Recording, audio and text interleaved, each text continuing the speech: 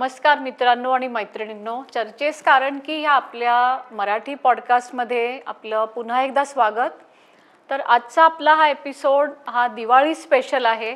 आपल्याला सर्वांना माहितीच आहे की दिवाळी हा सण सगळेच भारतीय अतिशय उत्साहाने साजरा करतात. आज आपण दिवाळीचं पौराणिक आणि शास्त्रोक्त महत्त्व जाणून घेणार आहोत आणि त्याच्यासाठी आपल्याकडे जे पाहुणे आलेले आहेत ते म्हणजे श्री आदित्यजी पेंडसे. वेदांचा पुराणांचा शास्त्रोक्त अभ्यास केलेला आहे. तर आपण आदित्यजींकडनं आज दिवाळीची थोडीशी पौराणिक माहिती जाणून घेणार आहोत. तर आदित्यजी, मला तुमच्याकडनं हे जाणून घ्यायला आवडेल की दिवाळीचा सण हा साधारणपणे कुठल्या युगापासून साजरा केला जातो आणि ह्याचं थोडंसं पौराणिक याला बॅकग्राऊंड काय आहे? श्री गणेशाय नमः. पौराणिक महत्त्व बघितलं तर हा जसं आपण त्यातले जे उल्लेख बघतो की वसुबारस असेल किंवा धनत्रयोदशी असेल किंवा नरक चतुर्दशी किंवा पुढचे जे काही सण आहेत ह्या सगळ्यांचा विचार करता विशेष करून द्वापार युगापासून दिवाळीची सणाची परंपरा आपण बघायला मिळते आपल्याला. त्यातले जे उल्लेख आहेत की कशामुळे हा सण साजरा केला जातो, विशिष्ट सण, तर त्या सणांचा विचार करता हा द्वापार युगापासून तरी आपल्याला बघायला मिळतो. जसे की आता महाभारत म्हणतोय आपण की त्यातले काही उल्लेख महाभारतातले आहेत, काही कृष्ण लीलेतले आहेत, असे विशिष्ट काही वेगवेगळे उल्लेख आहेत. तसं सुरुवातीला जर आपण दीपावली या शब्दाचा अर्थ जर बघितला आपण तर नरक चतुर्दशी, लक्ष्मीपूजन आणि बलिप्रतिपदा म्हणजे पाडवा आपला, ह्या तीन सणांचं एक नाव म्हणजे दीपावली असं त्यांनी शास्त्रात वर्णन केलेलं आहे. ह्या तीन सणांचा मिळून एक दीपावली सण होतो. पण ह्याला पुढे आणि मागं दोन्हीकडे सण असल्यामुळे दीपावली हा पूर्ण सण आपण साजरा करतो. म्हणजे हे तिन्ही दिवस एकत्रितपणे दीपावली असं म्हणायला हरकत नाही. मुख्य दीपावलीतले सण म्हणजे नरक चतुर्दशी, लक्ष्मीपूजन आणि बलिप्रतिपदा, पाडवा. हे जे दिवस आहेत प्रत्येकी, हे आपण बघतो की प्रत्येक दिवसाचं काही महत्त्व आहे. आता जसं आपण म्हणतो की वसुबारसेला आपण गाईची पूजा करावी किंवा धनत्रयोदशीला आपण काहीतरी सोनं घ्यावं, भांडी घ्यावी. तर ह्याच्या मागे ही जी परंपरा आहे ही कुठून आलेली आहे? ह्या सगळ्या परंपरेचा उल्लेख पहिल्यांदा आपल्याला जसं आत्ता म्हणलं की द्वापार युगापासून बरेच उल्लेख दिसतात आणि तेव्हापासून ह्या परंपरेंना सुरुवात झाली. जसं की आता वसुबारस आपण म्हणतो, तर वसुबारसेच्या दिवशी, वसुबारस या शब्दाचाच अर्थ असा आहे की आईचं व वासराचं पूजन, म्हणजे गोवत्स म्हणतो आपण त्याला, की गाय आणि वासरू ह्या दोघांचं एकत्रितपणे केलेलं पूजन, ह्याला आपण वसुबारस असं म्हणतो. आता वसुबारसाच्या दिवशी जे पूजन आहे ते पूजन कुठल्या वेळेत करावं ह्याला सुद्धा शास्त्राने एक आधार सांगितला आहे. सा प्रदोष व्यापिनी ग्राह्या असं शास्त्रवचन एक सांगितलं. तर हे शास्त्रवचन म्हणजे कसं, जे आपण वसुबारसचे जे पूजन करतो, गोवत्स पूजन, ते पूजन जे आहे ते प्रदोष काळातच सांगितलेलं आहे. सायंकाळी सूर्यास्त झाल्यानंतर आणि रात्र व्हायच्या आधीचा जो प्रहर आहे तो आपण प्रदोष काळ म्हणून मानतो उक्तीप्रमाणे. तसंच जी गाय आहे त्या गायीचं पूजन हे गाय वासरू दूध दुभती असली पाहिजे आणि शक्यतो कपिला बघायची, म्हणजे काळी गाय असं म्हणलंय. तर अशा गायीचं पूजन उत्तम.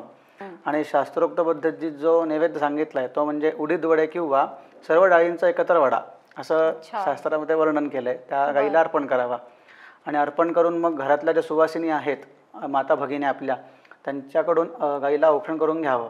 तर ह्यांनी अपमृत्यू टळतो असं म्हणलंय. गायी ही आपल्या भारतीय सनातन संस्कृतीची सगळ्यात मूळ पाया आहे. जसं आपण म्हणतो की सर्व सनातन संस्कृतीचं मूळ म्हणजे वेद आहे, तसं प्राण्यांमध्ये सगळ्यात मूळ म्हणजे गाय आहे. आता गाय मूळ म्हणजे का असं म्हणलं गेलं आहे, तर जेव्हा समुद्रमंथन झालं, समुद्रमंथनातूनच कामधेनूचं जन्म सांगितलाय. कामधेनू म्हणजे एक गाय. पूजनाचं पौराणिक महत्त्व बघितलं तर हरिवंश पुराणात एक उल्लेख गेलेला आहे की वृंदावनात आणि मथुरेमध्ये बऱ्याच लोकांचा समज होता, गोपगोपिकांचा. कृष्ण लीलेमध्ये आपण बघतो ते की सर्व ठिकाणी पाऊस पडतो हा इंद्र पाडतो, तर आपल्याला इंद्राची पूजा करायला पाहिजे असा उल्लेख दिसतो. मग ते गोपगोपिका विचार करतात आणि इंद्रदेवाची पूजा करावी असं त्यांना वाटतं. मग तेव्हा मग श्रीकृष्ण त्या सगळ्या गोपगोपिकांना समजून सांगतो की तसं जरी असलं, पाऊस तो जरी पडत असला तरी आपला चरितार्थ चालवणं किंवा आपल्या सगळ्यांचं जीवन चालवणं हे आपल्या गायींपासून, आपल्या सर्व वृक्षांपासून आणि आपल्या पर्वतापासून आहे. म्हणजे हे आपलं सगळं रक्षण करतात, आपल्याला जीवनामध्ये पुढे नेतात. ह्या सगळ्यामध्ये ह्यांचा खूप मोठा वाटा आहे. तर आपण ह्यांचं कर्म करूयात की ह्यांच्या संदर्भात यज्ञयागादी कर्म किंवा पूजनादी अशा गोष्टी करूयात. त्या सगळ्या पूजनानंतर जेव्हा हे सगळं पूजन होतं, कृष्ण प्रसन्न होतो, सर्व गायी गुरं सगळे संतुष्ट होतात. तर हे गोष्ट झाल्यानंतर इंद्रदेवाला अपमान झाल्यासारखं वाटतं. तो रागावतो आणि असंतुष्ट होऊन तो भरपूर पर्जन्यवृष्टी करतो. ती पर्जन्यवृष्टी एवढी होती की भरपूर ठिकाणी पूर येतो, पाऊस येतो. त्यात गायी, म्हशी किंवा वासरा असतील, गोपगोपिका असतील, सगळ्यांना त्या पावसाचा त्रास होतो. कृष्ण गोवर्धन पर्वत उचलतो. आपण तर ती सगळी कथा ऐकलीच आहे. एक आपण असं बघतो की जनरली वसुबारस हा जो दिवस आहे त्या दिवसापासून आपण बघतो की दिवे आपण लावायला सुरुवात करतो. म्हणजे दिवाळी आली असं आपण समजतो की वसुबारस आला म्हणजे दिवाळी आली. बरोबर. तर दिवे लावायचं जे काय आहे, दिवे लावायची जी प्रथा आहे ती त्याला काही पौराणिक आधार आहे का? मूळ शास्त्र असं म्हणतं की कोजागिरी पौर्णिमेपासून दिवे सांगितले लावायला सुरुवात. कोजागिरी पौर्णिमेपासून दिवे लावायला सुरुवात होती.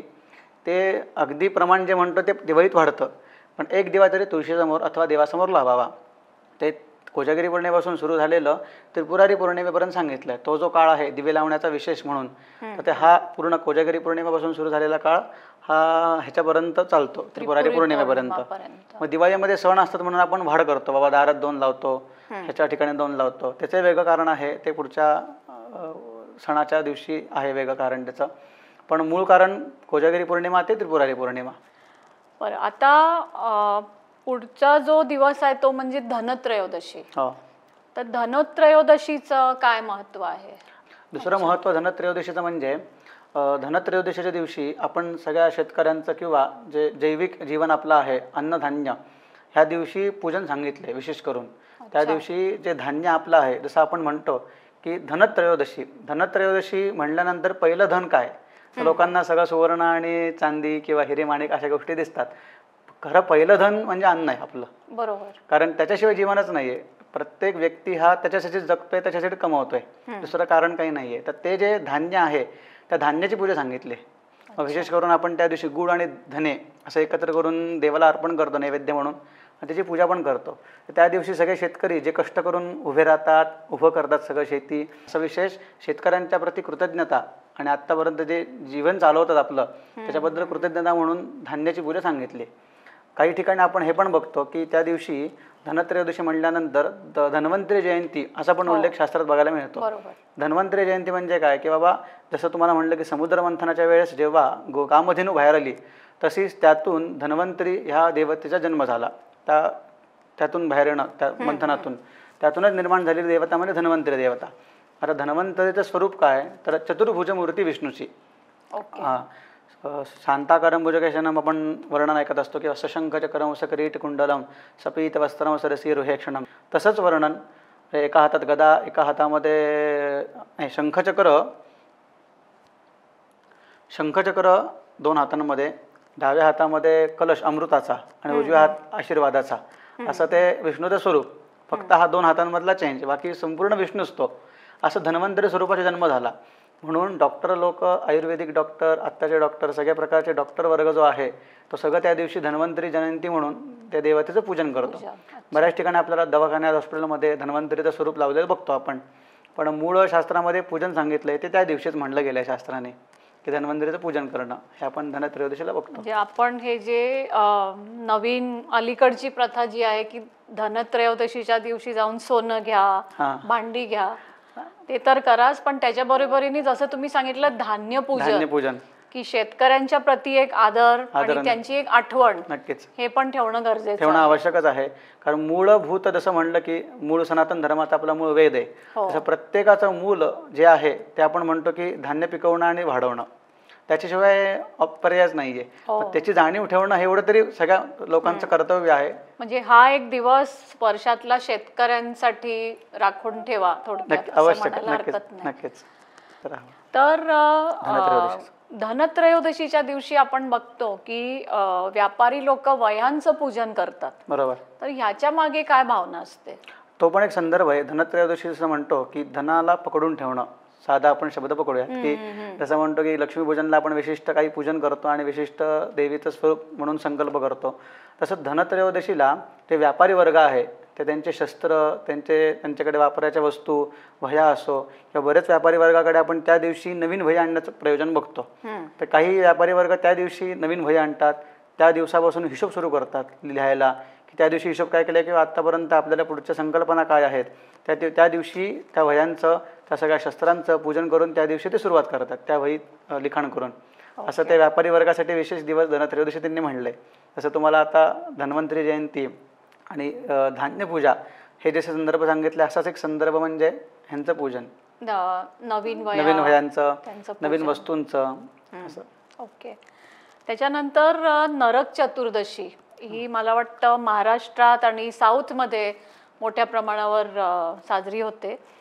तर मला आठवतं माझ्या लहानपणी माझे आजोबा आम्हाला लवकर उठवून अंघोळ करायला लावायचे आणि सकाळच्या पहाटेच्या अंधारात आम्ही फटाके फोडायचो. पण आता जसं जसं आपण मोठे होत चाललोय किंवा एक आत्ताची जी छोटी पिढी आहे त्यांच्यामध्ये मला वाटतं ही प्रथा थोडीशी मागे पडल्यासारखी वाटते. तर हे जे सकाळी उठून अंघोळ करणे वगैरे आणि नरक चतुर्दशी ह्याचा काही संबंध आहे का? संबंध म्हणजे नरक चतुर्दशी ह्या दिवसाचं वैशिष्ट्यच अभ्यंग स्नान आहे. आता हे अभ्यंग स्नानाची वेळच ती आहे जी आपण पहाटे लवकर उठून करतो. आता बऱ्याच वेळा तुम्ही म्हणता त्याप्रमाणे त्या गोष्टी होतात, मी पण अनुभवल्यात की कंटाळा होतो उठण्याचा, आवरण्याचा आणि ते नको वाटत असतं, कशाला झोप मोडायची, ते रोजची सवय लागलेली असती. पण मुळातच ती वेळच तशी आहे, कारण महत्त्व तसं उशिरा कळतं लोकांना. वेळ म्हणजे काय सांगितले की सकाळी चतुर्दशीला, त्या चतुर्दशीला सूर्योदयाच्या आधी, चंद्रास्त झाल्यानंतर आणि सूर्योदयाच्या आधी जी मधली वेळ आहे ती अभ्यंग स्नानाची वेळ असं शास्त्र म्हणतं.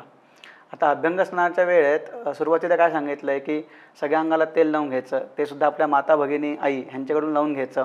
त्यामध्ये एक वेगळ्या प्रकारची माया, ऊब असते, एक ताकद असते, एक एनर्जी असते, हे आपल्याला सगळं मिळतं. त्यांच्याकडून तेल लावून घ्यायचं. तेल लावून गेल्यानंतर अभ्यंग स्नानाचं पाणी तयार करायचं.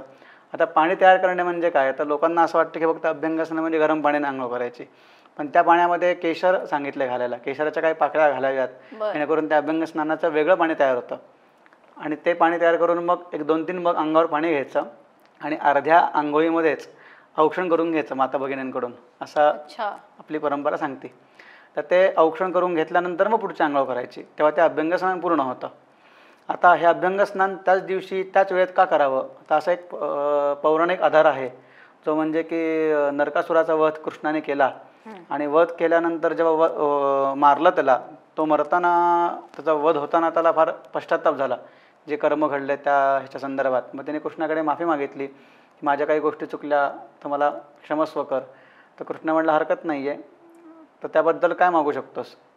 तो म्हणतो की माझी एक इच्छा आहे की त्या पहाटेच्या काळात जो अभ्यंग स्नान करेल त्याला नरक यातनातून मुक्तता मिळेल, असं त्यावेळेस कृष्णाला त्याने वर मागितला.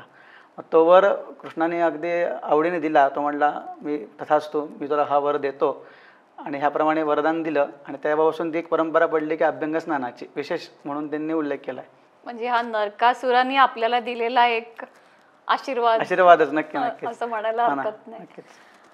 बरं, आणि अजून एक म्हणजे नरक चतुर्दशीला पहिल्यांदा आपण फराळाचे जिन्नस खायला सुरुवात करतो. म्हणजे पहाटे लवकर उठून आधी अभ्यंग स्नान आणि मग फराळ मिळणार. बरोबर. तर ती पण एक मला वाटतं छोटीशी आठवण आहे. त्याची परंपरा कशी आहे की जसं आपण म्हणतो की एखादा उत्सव साजरा करायचा आहे, साजरा करण्याची एक पद्धत म्हणजे फराळाचे पदार्थ करणं.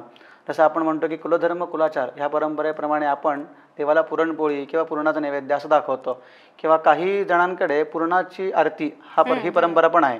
एक पुरणाचे दिवे करतो किंवा दिव्यामध्ये पुरण ठेवून त्यात वात ठेवून आपण आरती करतो. तशीच ही परंपरा दिवाळीतली आहे की बाबा उत्सव साजरा करणं.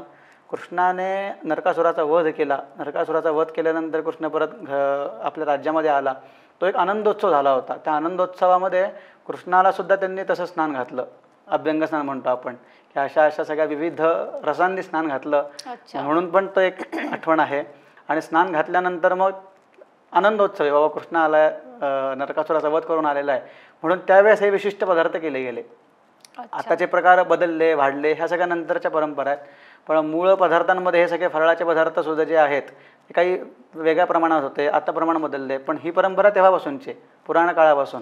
म्हणजे फराळाचे पदार्थ सुद्धा पुराणात नक्की नक्की पूर्ण आलेले पूर्ण आहेत. पूर्ण आता ऑफकोर्स त्याला वेगवेगळी कमर्शियल नावं किंवा कमर्शियल रूप त्याचं झालेलं आहे. आकृत्या बदलल्या, सगळ्या गोष्टी बदलल्यात, पण मूळ हा तेव्हापासून आलेली परंपरेचा भाग आहे. आता सांगायला गेलं सहज तर अगदी फराळाचा ओरिजिनल नैवेद्य म्हणलात खरोखर तर आमच्या घरी आत्ता होतो अजून, पण पुण्यातही बऱ्याच ठिकाणी होतो, तसं सांगण्याचा उद्देश नाही आहे. चिंतामणीला हे सगळे पदार्थ असतात 11 स्वरूपामध्ये, एकूण 11 पदार्थ असे 11 असं एक जुन्या काळातलं काश्याचं ताट आहे एवढं मोठं, असं ताट भरून चिंतामणीला नैवेद्य असतो या सगळ्या पदार्थांचा. नरक चतुर्दशीला सकाळी सूर्योदयापूर्वी पूजा होते आणि हा नैवेद्य अर्पण केला जातो. याचा फोटो पाठवता आला तर नक्की जरूर नक्की अवश्य पाठवा. अवश्य आपण करू. आमच्या प्रेक्षकांना सुद्धा नक्की नक्की आम्हाला चिंतामणी सहित दाखवायला फोटो आवडेल. आहे, आपण पाठवीन मी.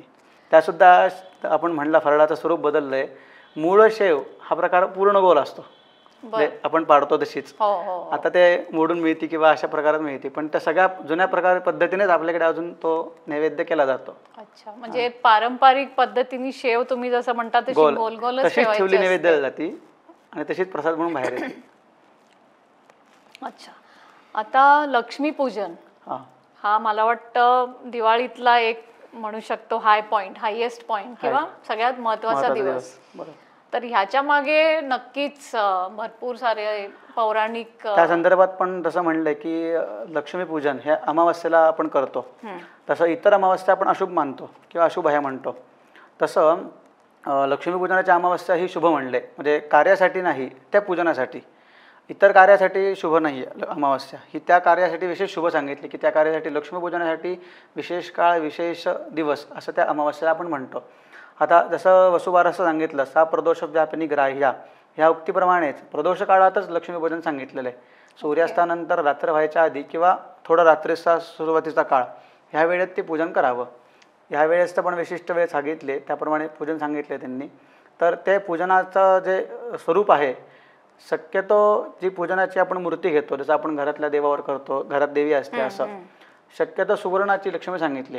सगळ्यांना शक्य असतं असं नाही आहे.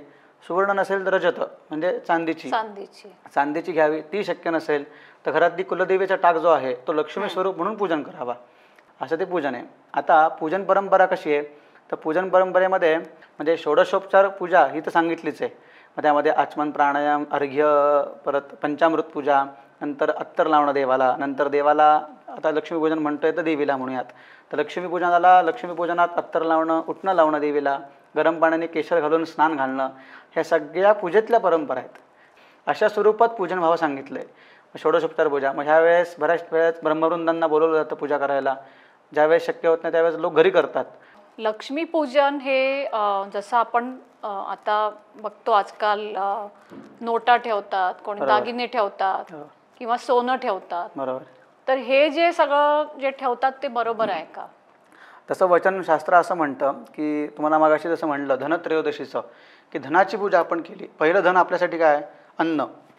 नंतरच्या गोष्टी चरितार्थ जाणण्यासाठी आहेत. जसं की आता ही वस्तू हवी म्हणजे पैसे द्यावे लागतात. पूर्वीच्या काळात काय ह्या गोष्टी नव्हत्या, ह्या गोष्टी माहितीच नव्हत्या. ह्या कालांतराने स्वरूपात बदलत कालांतराने आल्या. आत्ताचा विचार करता तसं म्हणलं तर लक्ष्मी स्वरूप सगळ्या गोष्टी आहेत. शास्त्राने पहिलं लक्ष्मी स्वरूप म्हणलंय सुवर्णाला. सुवर्ण म्हणजे लक्ष्मीच म्हणलंय, दुसरं काहीच नाहीये. त्याला आपण श्री म्हणतो. जसं की आपण श्रीसुक्त ऐकतो, त्या वेदांमध्ये जे श्रीसुक्त गेलंय ते सगळं लक्ष्मीवरती किंवा देवींवरती वर्णना स्वरूप गेलेलं आहे. तर श्री म्हणजे लक्ष्मी, श्री म्हणजे सुवर्ण, म्हणजे त्या लक्ष्मीचं पहिलं स्वरूप म्हणजे सुवर्ण. जसं म्हणलं की आता पूजनाचं स्वरूप बदलू शकतो, आता नाही ज्याच्याकडे सुवर्ण तर तो चांदीची घेऊ शकतो, तसाच तो तुम्ही म्हणता तो प्रकार आहे. तसं लक्ष्मी स्वरूप मी आता तुम्हाला म्हणलं की ह्या गोष्टी आहेत, सोनं आहे, चांदी आहे किंवा इतर गोष्टी आहेत. तसंच लक्ष्मी स्वरूप म्हणून पैशाची देखील पूजा केली जाते. मागचा उद्देश एवढाच की लक्ष्मी स्वरूप म्हणून सगळीकडे चलन आहे, सगळीकडे फिरतं आहे, अशा दृष्टीने त्याचा वापर केला जातो. बाकी वेगळा उद्देश काही नाही आहे, म्हणून लोक पूजा म्हणून ठेवतात. हो बरोबर आहे. त्याच्यानंतरचा दिवस म्हणजे बलिप्रतिपदा किंवा पाडवा म्हणतो. तर बलिप्रतिपदा हा 3.5 मुहूर्तांपैकी एक मुहूर्त असा मानला जातो. बरोबर. तर ह्याची काय म्हणजे कथा काय आहे ह्याच्या मागे? कथा म्हणजे जसं 3.5 मुहूर्त म्हणतो, जसं गुढीपाडवा, दसरा हा पाडवा आणि अक्षय तृतीया आपण असे सगळे सण बघतो. तर प्रत्येक सणाला विशिष्ट गोष्टी घडलेल्या आहेत. हम्म. बाकी इतर सणांचं तर आहेतच, पण ह्या विशेष मुहूर्ताचा कारणच ते आहे की ह्या दिवशी विशिष्ट घटना घडली. ती घटना म्हणजे काय की जसं आता म्हणतो की रामरायांनी रावणाचा वध केला, मग त्या दिवशी रामराय, जसं कृष्णाचं तुम्हाला म्हणलं की त्या दिवशी त्यांना स्नान घातलं गेलं, तसंच अभ्यंग स्नान रामाला देखील घातलं गेलं. ते तो दिवस म्हणजे हा राज्याभिषेक झाला हा वेगळा भाग आहे, पण स्नान घालणं, त्याचं स्वागत करणं, ह्या सगळ्या गोष्टी त्या दिवशी विशिष्ट बलिप्रतिपदेला म्हणल्या गेलेल्या आहेत. ओके. तर त्यासाठी तो विशिष्ट मुहूर्त म्हणलेला आहे. दुसरा उल्लेख दिसतो आपल्याला बळीराजाचा, जो की आपण बलिप्रतिपदा असं उल्लेख केला गेला आहे. तर बळीराजाचा उल्लेख ह्यासाठी केला आहे की त्या काळामध्ये आपण ते कथा ऐकली असेल की बळीराजा आणि हा जसा तो राक्षस होता तसा तो सद्भक्त देखील होता कृष्ण विष्णूंचा. हे तपश्चर्या केली, विष्णूंची सेवा केली, विष्णू त्याला प्रसन्न झाले, विष्णूंनी वामन स्वरूपात दर्शन दिलं आणि तो दानशूरतेमध्ये खूप त्याचं नाव होतं बळीराजाचं. तर त्या दानात परीक्षा घ्यायची म्हणून भगवंतांनी त्याला सगळं राज्य मागितलं, परत पृथ्वी मागितली, स्वर्ग मागितला आणि बाकी सगळ्या पाताळ ह्या सगळ्या गोष्टी मागितल्या. ह्या सगळ्या गोष्टी मागितल्यानंतर सुद्धा त्याने दिलं, ते नाही म्हणलं नाही, दानशूरतेने त्याने दिलं. आता शेवटी काय मागावं असा प्रश्न पडला. तसं सगळंच देऊन झालं होतं तरी भगवंत मागवत होता, काय देऊ शकतोस. तर बळीराजा खाली बसला आणि मग त्याच्या मस्तकावर भगवंतांनी पाय ठेवला आणि त्याला पाताळात लोटलं. तो राक्षस जरी असला तरी कुठल्या ना कुठल्या तरी मार्गाने एक तर वध करणं किंवा त्याला मार्गी लावणं, हे एक आत्तापर्यंत आपण सगळे रेकॉर्ड बघतो पुराणांमधले आणि इतिहासातले. तसं भगवंतांनी त्याच्या डोक्यावर पाऊल ठेवलं आणि त्याला पाताळामध्ये लोटलं. पाताळात गेल्यानंतर भगवंतांनी स्वतः त्याचा राज्याभिषेक केलेला आहे. तो राज्याभिषेक म्हणजे तो पाडव्याचा दिवस, अर्धमुहूर्त आपण म्हणतो. आणि त्या दिवशी राज्याभिषेक करून त्याच्याच द्वारामध्ये द्वारपाल म्हणून भगवंत उभे राहिले. जय विजय म्हणतो हे विष्णूचं स्वरूप आहे, तर ते द्वारपाल म्हणून विष्णू तिथे उभे राहिले, असा उल्लेख त्या दिवसाचं वैशिष्ट्य आणि महत्त्व. म्हणजे त्या बलीची आठवण म्हणून बलिप्रतिपदा. आणि जसं म्हणलं की सगळंच दान दिलं म्हटल्यानंतर सगळ्याच भूमीचा, सगळ्याच जगताचा मालक बलिराजा म्हणूयात आपण. कारण एवढं तो सगळं जिंकला होता, एवढं सगळं त्यांनी घेतलं होतं, सगळ्यांचं रक्षण करत होता. म्हणजे तो राक्षस जरी आपण म्हणत असलो तरी एवढं सगळं उभं करण्यासाठी ते जिंकणं आवश्यक आहे. म्हणून त्याला बळीराजाची पूजा, जसं आपण तुम्हाला धनत्रयोदशीच्या दिवशी धनाची पूजा सांगितली, तर शेतकऱ्यांच्या दृष्टीने त्या दिवशीसुद्धा खूप महत्त्व आहे. कारण जसं शेतकरी हा शेती करण्याचा जरी चालक असला तरी तो मालकसुद्धा आहे. त्याच्यामुळे अन्नधान्य पिकतंय, अन्नधान्य उगवते आणि अन्नधान्य सगळ्यांपर्यंत पोहोचतंय, म्हणून त्यांची पूजन सुद्धा ह्या दिवशी सांगितलंय. त्याच्यानंतर अजून एक रेफरन्स आहे, म्हणजे ॲटलिस्ट महाराष्ट्रात आपण बघतो की त्या दिवशी पत्नी ही आपल्या पतीचं औक्षण करते. बरोबर. तर ह्याच्या मागे काही स्पेसिफिक कारण आहे? जसं मी आत्ता रामाचं तुम्हाला म्हणलं तसंच पूर्वीच्या काळापासून औक्षण करण्याची ही परंपरा आहे की पत्नीने पुरुषाचं औक्षण ह्यासाठी करावं की जसं आता विजय प्राप्त करून राम आले होते, तसंच विजय प्राप्त करून कृष्ण आला होता, त्याला मारलं होतं नरकासुराला आणि घरी आला, मग अभ्यंगस्नान केलं वगैरे वगैरे, तेव्हासुद्धा उल्लेख येतो की रुक्मिणीने कृष्णाचं औक्षण केलंय, गोपिकांनी कृष्णाचं औक्षण केलंय, हा उल्लेख तेव्हासुद्धा बघायला मिळतो. तर त्या प्रित्यर्थ औक्षण सांगितले. तर त्या दिवशी नवऱ्याला औक्षण करण्याचं एवढंच की सौभाग्य टिकावं, सौभाग्य राहावं आणि सगळ्या कुटुंबाचं आरोग्य छान राहावं, हा त्याचा मागचा उद्देश आहे. म्हणून मग पत्नी पतीला औक्षण करते, आई आपल्या मुलाला औक्षण करते, असं त्या सगळ्याचं महत्त्व. हां, लक्ष्मीपूजनाचं एक संदर्भ असा राहिला की जसं आपण म्हणतो की लक्ष्मीपूजन करणं हे घरातल्या पूजनासंदर्भात जरी असलं तरी घरातल्या लक्ष्मीचं पण वैशिष्ट्य सांगितलेलं आहे. जे आपण लक्ष्मी म्हणतो की मातृस्वरूप असो किंवा पत्नी स्वरूप असो, शेवटी ती एक लक्ष्मीच आहे. देवी स्वरूप म्हणूनच आपण त्यांना पूजलेलं आहे. जसं आपण विवाह संस्कारात बघतो किंवा आईवडिलांच्या पोटी जन्म घेतल्यानंतर ती मातृ आई आपली. तर सगळ्यात जास्त सहनशीलता आणि सहनशक्ती करणारी स्त्री म्हणजे आपण आई म्हणून बघतो. हे सगळ्यात अवघड काम आणि कठीण काम आहे. तर अशा मातृस्वरूपाला सुद्धा आनंदी ठेवलं पाहिजे त्या दिवशी. त्या दिवशीच नाही तर रोजच्या दिवशी. त्या दिवशी उलट लक्ष्मीपूजन जेवढं करणार आहे महत्त्वाचं, म्हणून तेवढं लक्ष्मीपूजन त्या घरातल्या पत्नीचं आणि त्या आईचं देखील व्हावं. आता नवरा म्हणून म्हणतो आपण, पण पूजन म्हणून नाही तर बाबा आनंदी ठेवलं पाहिजे. तिला नवीन साडी घेणं किंवा आपण अशा ज्या बाकी गोष्टी बघतो आनंदी ठेवू शकणाऱ्या, अशा सगळ्या गोष्टी फॉलो कराव्यात. ती लक्ष्मी आनंदी असेल तरच त्या पूजनात लक्ष्मी जास्ती प्रसन्न होणार आहे फलद्रूपाच्या दृष्टीने. त्याच्यानंतर आता दिवाळीचा शेवटचा दिवस तो म्हणजे यमद्वितीया, म्हणजे भाऊबीज. आता यमद्वितीया हे नाव मला माहिती नाही, खूप कमी लोकांना माहित असेल. बरोबर आहे. पण हे यमद्वितीयाच्या मागे काय संदर्भ आहे? यमद्वितीया असं म्हणलंय की कश्यप ऋषी आणि आदिती हे पती पत्नी ऋषी आणि ऋषी पत्नी असं त्यांना म्हणलंय.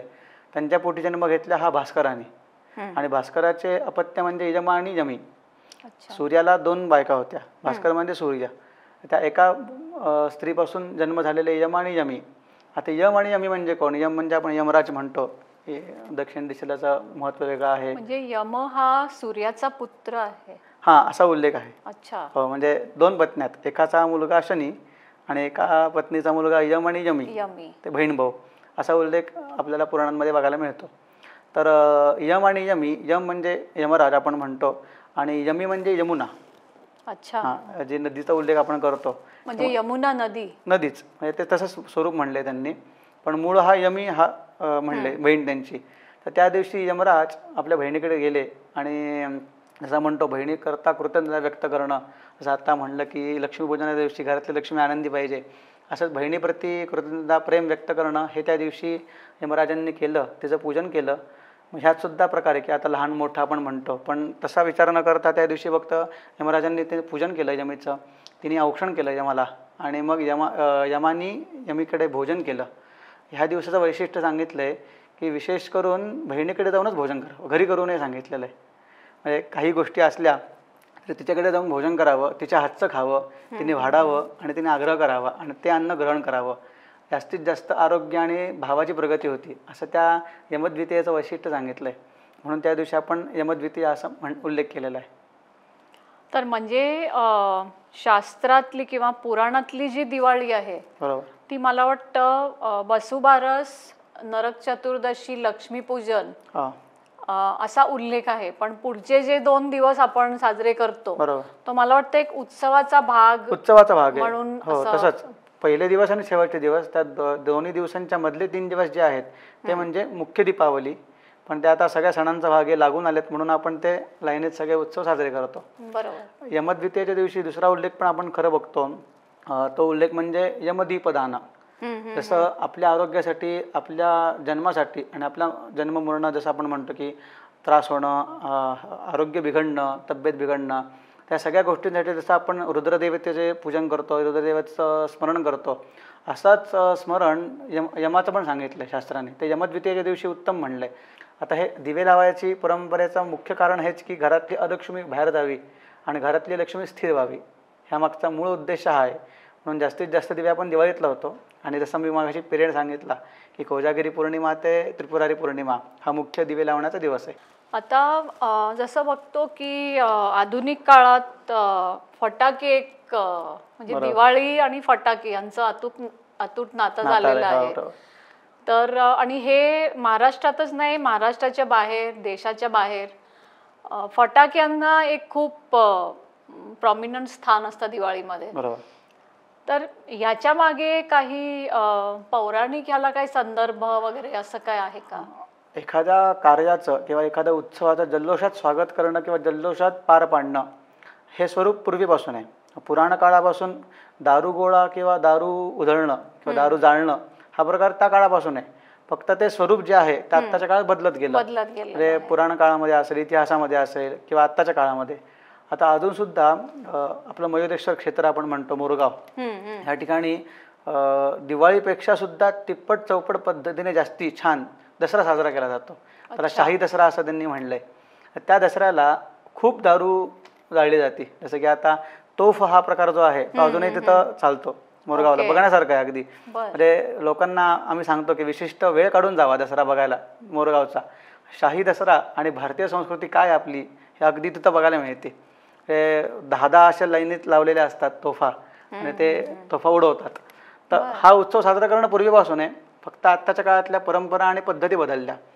आता एक सध्या पद्धत चुकीची चालली, ती बंद व्हावी अशी इच्छा आहे. ते अशी सगळे खूप लोक आपल्या धर्मातली अनेक लोकांना प्रार्थना करतायत, इच्छा करतायत की लक्ष्मीच्या स्वरूपात एक फटाके आत्ता बऱ्याच वेळा बघतो आपण, ते उडवले नाही गेले पाहिजेत. हा म्हणजे घरातल्या लक्ष्मीचं पूजन करायचं आणि इथं लक्ष्मीचं जाळायचं हे अत्यंत दुर्दैवी गोष्ट आहे. लक्ष्मी बॉम्ब म्हणतो आपण. हो, तर ते अत्यंत चुकीचं आहे. ते बदलायला पाहिजे. इथं लक्ष्मी दिसते व्यवस्थित, चतुर्भुज आहे स्वरूप, ते फटाक्यावरती असताना ते जाळलं जातं. हे दयनीय अवस्था, हे नाही व्हायला पाहिजे. ते आपण सगळीकडे बघू. बरं, आता एक जाता जाता एक प्रश्न आहे.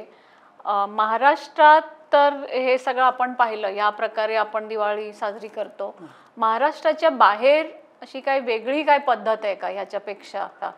दिवाळी जसं आपण इकडे बघतो महाराष्ट्रामध्ये आत्ताची वसुबारस ते भाऊबीज असे दिवाळी बघतो आणि मधले मुख्य दिवस दीपावली ह्या स्वरूपात बघतो. तर ही दिवाळी साजरी बाहेर सर्व ठिकाणी बऱ्यापैकी एकसारखी आहे, तसं फार फरक नाही आहे. पण देवदीपावली ही UP मध्ये खूप विशेष स्वरूपात साजरी केली जाते. प्रमाण खूप मोठं आहे. काशी, बनारस, प्रयागराज आत्ताचं त्या भागामध्ये ह्याचं स्वरूप खूप वेगळं आहे. देवदीपावली तिकडं जोरदार साजरी केली जाते उत्साहात. जेवढा आपण दीपावली करतो इकडची लोक महाराष्ट्रातली, तसं तिकडं प्रमाण खूप मोठं आहे त्याचं. आज आपण जाणून घेतलं आदित्यजींकडनं दिवाळीचं पौराणिक महत्त्व, त्याच्यानंतर दिवाळीचा जो प्रत्येक दिवस आहे त्या प्रत्येक दिवसाचं नाव हे कसं आलं आणि प्रत्येक दिवसाला प्रत्येक दिवस साजरा कशा प्रकारे करायचा, कसली पूजा करायची किंवा काय काय विधी आहेत. तर मला वाटतं ह्यावर्षीची दिवाळी ही आपल्यासाठी पण एक वेगळ्या प्रकारची असेल आणि एक जाणीवपूर्वक आपण आज जे काय शिकलो ते सगळं अवलंबून आपण ही दिवाळी साजरी करू, अशी मला वाटतं आपण अपेक्षा करू शकतो. तर आदित्यजी, परत एकदा आपले खूप खूप आभार आमच्या चॅनलवर आल्याबद्दल. आणि मित्रांनो, आपल्याला एपिसोड आवडला असेल तर कमेंट बॉक्समध्ये जरूर लिहा आणि चॅनल सबस्क्राईब करायला विसरू नका. तुम्हाला सर्वांना दिवाळीच्या खूप खूप शुभेच्छा आणि लवकरच पुन्हा भेटूया. धन्यवाद.